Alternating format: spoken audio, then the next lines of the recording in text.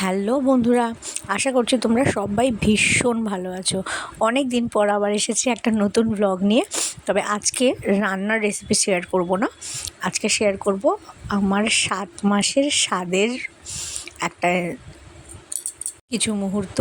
তো এটা হয় কি, দেখো আমার শ্বশুর বাড়ি, এই বাড়ি এরা হচ্ছে এদেশীয়, মানে এই দেশেরই।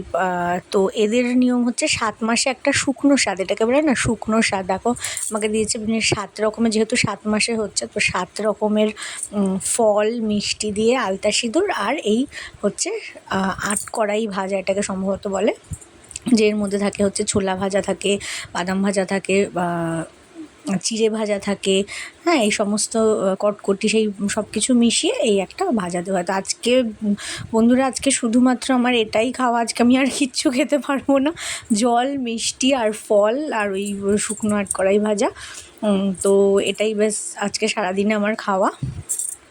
আমার যা আমাকে দিয়ে দিচ্ছে এই স্বাদের, এটা আমার যা।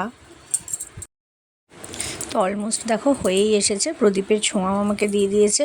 আর এই পুরো টাইমটা না ফ্যানটা পুরো অফ ছিল আর ভীষণ গরম লাগছিল। যাই হোক, তো আমাকে তো হয়ে গেছে দেওয়া। এরপরে আমার একটু কিছু টিফিন করে নিচ্ছে আমার ননদ, এটা হচ্ছে আমার ননদ, আমার শাশুড়ি, আর আমার যা যে দেখলে চলে গেল সে হচ্ছে আমার যা। তো সামান্য কিছু কচুরি হচ্ছে।